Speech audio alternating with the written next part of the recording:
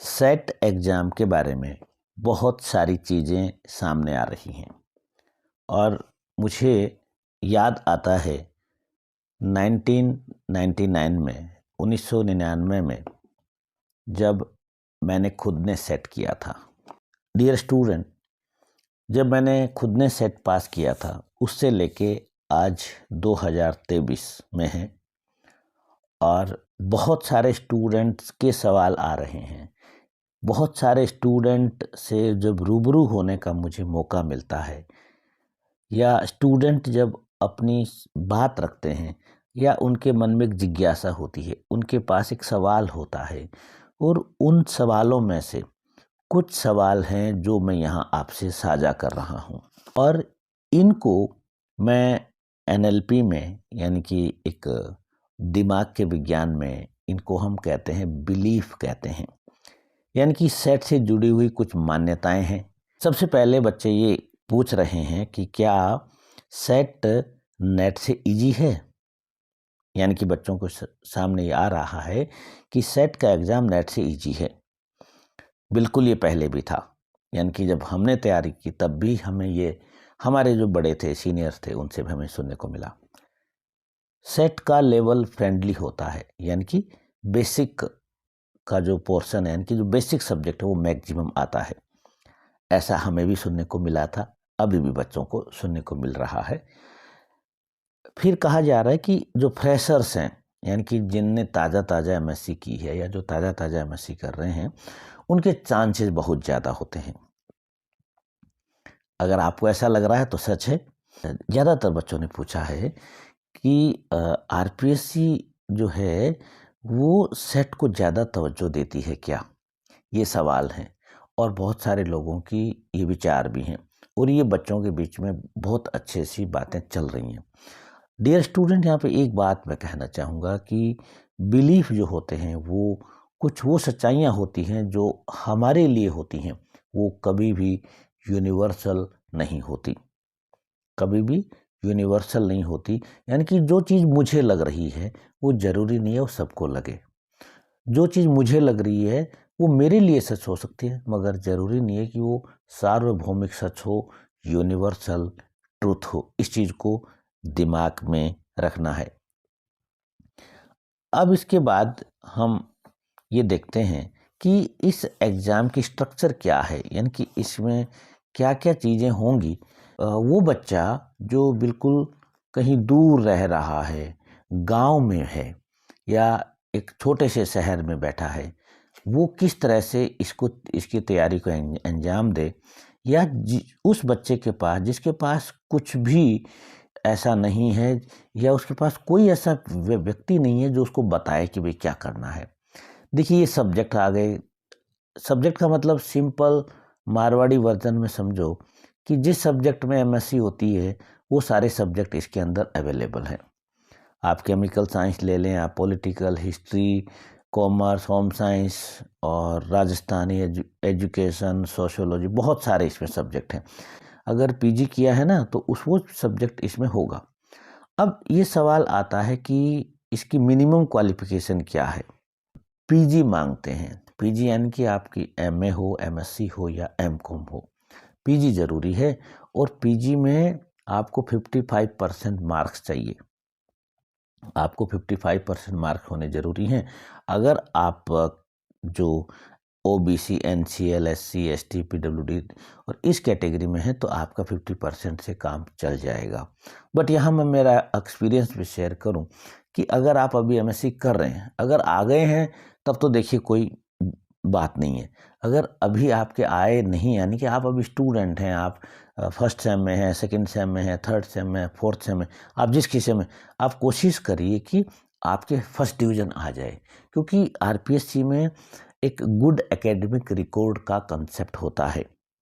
Good academic record, इसको simple भाषा में समझ लो कि हमारे फर्स्ट डिवीज़न होनी चाहिए शुरू से लेके अंत तक, ये बात इसमें होती है। एग्ज़ाम का पैटर्न क्या होगा ये देखिए, यानी कि एग्ज़ाम में आएगा क्या। देखिए पेपर 1 100 नंबर का 50 क्वेश्चन और देखिए इसमें आ क्या रहा है। रीजनिंग एबिलिटी, रीडिंग, और यानी कि एक जनरल पेपर है। ठीक है, आगे मैं जब इसकी बात करूँगा तो बताऊँगा। मैं चूँकि साइंस का हूँ तो मेरे साइंस के बच्चे ज़्यादा संपर्क में रहते हैं, और साइंस के बच्चों में से ज़्यादातर बच्चों ने यहाँ पे चिंता जाहिर की है कि सर ये कैसे होगा। बट यहाँ पर आप याद रखो कि आपके सब्जेक्ट में, मान लो आपका सब्जेक्ट मैथमेटिक है या केमिस्ट्री है, जो भी आपका सब्जेक्ट, उसमें आप ही के सब्जेक्ट के बच्चे आएंगे, उन्हीं के बीच आपका कंपटीशन है।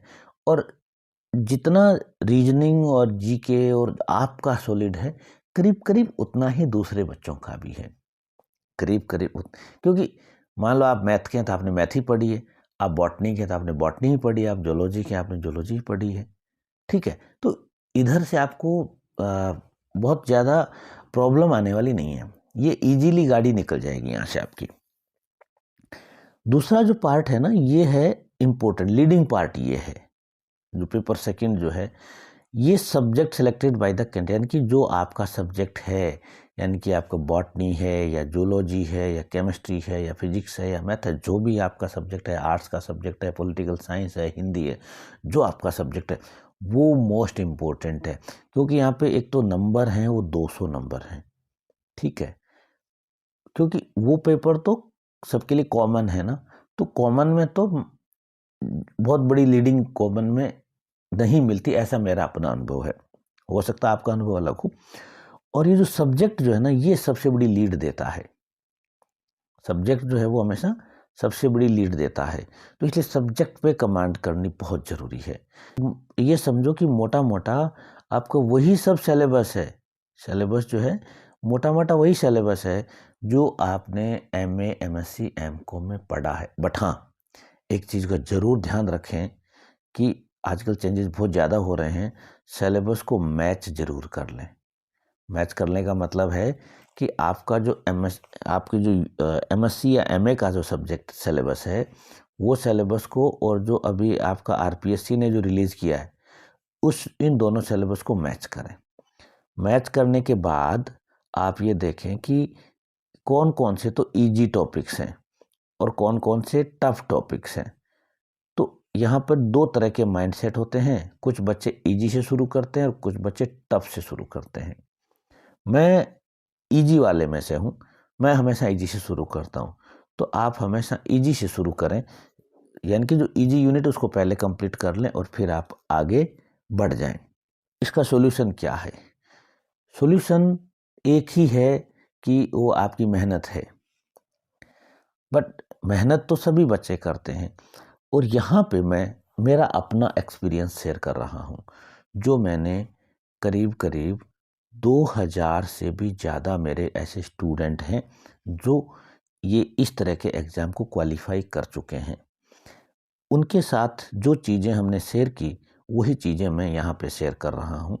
मान लो आपके एग्ज़ाम में 100 क्वेश्चन है, ठीक है, और 100 में से होगा क्या कि जो आपका जो बेसिक पोर्शन जो है, वेरी बेसिक, जो अभी आप भी बोल रहे थे ना कि सब लोग इसको इजी बता रहे हैं, इसका कारण यही है कि 70% मार्क्स तो आपके 100 में से 70 जो क्वेश्चन जो हैं वो आपके बेसिक में से आ रहे हैं, और जो 20 क्वेश्चन जो हैं वो आपके आ रहे हैं, ऐसे समझो BSc में से आ रहे हैं, और PG या PhD जो भी आपका है वहाँ से 10 ही क्वेश्चन आ रहे हैं। ठीक है, अब मान लो आप कोई पता चला कि इसकी मेरिट साहब 70% जा रही है। ठीक है, आपके जो सीनियर्स हैं वो बता दें कितनी मेरिट करीब करीब रहती है। तो अगर आपने बेसिक की तैयारी कर ली, बेसिक की तैयारी कर ली तो आपके 70 आ जाएंगे। अगर 2 4 5 कम रहे तो आप BSc में से ले आओगे। तो जब मानो अपन 60% को पकड़ते हैं, 60% पकड़ते हैं, तो फिर हमें कहाँ ज़रूरत पड़ रही है कि बहुत सारी मोटी मोटी किताबों में जाने की, और कहाँ हमें ज़रूरत पड़ रही है कि इस चीज़ को घबराने की। इसमें लॉजिक क्या है? लॉजिक समझे पहले कि जो 70 जो है, लॉजिक हमारा है कि जो 70 जो में है, इसके लिए सिर्फ आपको 1 या 2 बुक पढ़नी है। 1 या 2 बुक वो बुक पढ़नी है जो रिफ्रेशर बुक्स होती हैं, यानी कि स्कूल के बच्चे पढ़ते हैं, 11th और 12th की आपने भी पढ़ी है। यानी कि ये जो 11th और जो 12th की जो बुक्स हैं, मैं यहाँ एनसीईआरटी रिकमेंड नहीं कर रहा हूँ। आप मार्केट से जाएँ और सेकेंड हैंड ले लें, पुरानी ले लें, और मुश्किल से 400-500 में आपकी चीज़ें करीब-करीब आ जाएँगी। और अगर किसी के पास ऐसी प्रॉब्लम है तो मुझे चुपके से बता दीजिएगा। मेरे पास कुछ बुक्स पड़ी रहती हैं, वो मैं आपको दे दूँगा। तो ये 70 हो गया। अब फिर आपका सवाल होगा कि सर जब इतना आसान है तो फिर बच्चे परेशान क्यों होते हैं? बच्चे क्यों इधर-उधर भागे जा रहे हैं, अपने बहुत सा जो हार्ड अर्न जो हमारा जो मनी है उसको खर्च कर रहे हैं? इसका रीज़न बच्चों ये है, ध्यान से देखो आप। मैंने कहा कि ये जो कॉम्बिनेशन है 70 प्लस 20 और प्लस 10 है ये। जो बच्चे यहाँ से इस डायरेक्शन में चलते हैं, यानी कि जिन्होंने पहले 70 पूरा किया, फिर 20 और 10 तो नंबर नहीं आएगा, 20 तक ही आपका एग्ज़ाम हो जाएगा। वो बच्चों को कोई टेंशन नहीं, कोई खतरा नहीं, वो बच्चे मेंटली फ्री हैं, टेंशन फ्री हैं और आराम से उनका बिंदास तैयारी चल रही। दूसरे क्या होते हैं कि वो इधर से चलते हैं, यानी कि पहले वो करते हैं 10% की तैयारी। यानी कि पहले वो क्या करेंगे, जो मोटी-मोटी किताबें जो है ना, मैं सिंपल भाषा में कह रहा हूँ, यानी कि जो बड़ी मुश्किल सी जो चीज़ें हैं, जो सिर्फ़ एमएससी में पढ़ी, जो हमने ना बीएससी में पढ़ी, ना हमने 11th में पढ़ी, ना 10th में पढ़ी, उनको छोड़ दिया। और जो सिर्फ़ एमएससी में या एमए में कुछ नए टॉपिक आए या जो स्पेशल पेपर में आया, कुछ ऐसी चीज़ें आई जो हमें फ़ील कराती है, अरे यार ये क्या मुश्किल चीज़ है, वहाँ से शुरू करते हैं। और एक और चीज़ है कि कुछ ऐसी चीज़ें भी मार्केट में हैं, कुछ सोशल मीडिया पे हैं, कुछ इंस्टीट्यूट भी ऐसे हैं, नाम मैं नहीं लूँगा, जहाँ पे जैसे ही बच्चा सामने आता है तो बच्चे को डरा देते हैं। अरे सेट, इतना बड़ा एग्ज़ाम, तुम्हारे पास ये मीडियम नहीं है, तुम्हारे पास ये बुक नहीं है, तुम्हारा एजुकेशन नहीं है, तुम्हारे पास ये नहीं है, वो नहीं, तमाम तरह की चीज़ें बता दी जाती हैं। बट एक चीज़ आपके पास है, वो है कि आपका जो माइंड है, आपका जो डिसीज़न लेने की कैपेसिटी है, आपकी जो एक इंटेलिजेंस है, इंटेलिजेंस का अगर मैं सबूत की बात करूं तो याद करो जब आप 10th में थे कितने सारे बच्चे फेल हो गए थे, मगर आपने तो बहुत अच्छे नंबर लाए थे। याद करो आपकी 12th क्लास, कितने सारे बच्चे फेल हो गए थे, फिर भी आपने अच्छे नंबर लाए। याद करो बीएससी को, याद करो अपनी बीए को, एमएससी को, एमए को, एमकॉम को। तो you are most intelligent person. आप इस मेरी नज़र में आप दुनिया के सबसे अच्छे इंटेलिजेंट पर्सन हो। तो इसलिए हमें कहाँ चलना है, हमें 70 से शुरू करना है। अब देखो, अब इसका इक्वेशन देखो, 70 में से मान लो आप, क्योंकि ये 11th-12th का है तो 65 आप आराम से ला सकते हो, और यहाँ 20 में से 5 नंबर तो ला ही सकते हो ना, और इसमें से 1 नंबर इसमें से आएगा, तो कुल मिला के आप 71 पे आके टिक जाते हो और आप अच्छा वाला एग्ज़ाम निकाल लेते हो।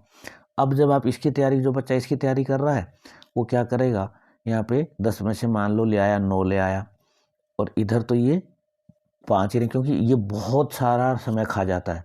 5, 9 और 5 14, यहाँ तक तो बच्चा पहुँचेगा ही नहीं। अगर यहाँ तक पहुँचेगा तो भी 50% ले पाएगा, यानी कि 35। यानी कि देखो 9 + 5 14 + 35, यानी कि 50 भी नहीं हो रहे हैं। 35, 40, 50, 50 भी नहीं हो रहे हैं, ये प्रॉब्लम होती है। तो इसको आप ध्यान से समझ लीजिएगा। मेरे सजेशन ये है कि एक तो आपका बिलीफ अगर ऐसा है कि ईजी है, ये आसानी से तैयारी हो सकती है, इसको बनाए रखें, बहुत अच्छी बात है और ये आपकी बहुत मदद करेगा। और अगर आपका बिलीफ ऐसा है कि ये मुश्किल है, ऐसा नहीं होगा, तो इसको चेंज कर लें प्लीज़। और इसको चेंज करने के लिए हमारे जैसे एनएलपी के लोग आपकी मदद करने को तैयार हैं। आपको सिर्फ इतना करना है कि अपनी प्रॉब्लम को कमेंट में लिखना है। दूसरी बात कि रीजनिंग को याद रखो कि ये सबकी एक जैसी होती है। आपको ज़्यादा घबराने की ज़रूरत नहीं। हाँ, तैयारी करनी है, मार्केट में बहुत सारी बुक्स अवेलेबल हैं, तो आप बस कोई एक बुक ले लें, बहुत सिंपल सी, और तैयारी में लग जाएँ। और इस वीडियो के बाद भी अगर आपके मन में कोई भी सवाल है, जैसे आपको लगता है कि सर मुझे याद नहीं रहता है, या मेरी मेमोरी बहुत कमज़ोर है, या मुझे टॉपिक समझने में बहुत ज़्यादा टाइम लगता है, जिसको अपन कहते हैं कि I am a slow learner, या आपको एक प्रॉब्लम और जो लॉकडाउन के बाद नई पैदा हो गई है कि बच्चे कहते हैं कि सर मेरी सीटिंग नहीं हो पाती, मैं पढ़ना चाहता हूँ मगर 15 मिनट ज़्यादा पढ़ ही नहीं पाता। इस तरह की अगर आपकी प्रॉब्लम्स हैं तो आप मेरे को किसी भी माध्यम से आप मुझे बता सकते हैं। मेरी कोशिश है कि आपको समाधान मिले, क्योंकि आपके सामने एक बहुत इम्पोर्टेंट टास्क है। आपके अपने एक ड्रीम्स हैं और आपके ड्रीम्स जब पूरे होते हैं ना, तो मैं समझ सकता हूँ कि जब सपने पूरे होते हैं तो कितनी खुशी होती है और आपके चेहरे पे कितनी मुस्कान आती है। और हाँ, अगर आपको वीडियो अच्छा लगा हो तो गुजारिश की लाइक कर दें, और आपको लगता है किसी दोस्त की मदद कर सकता है तो शेयर कर दें।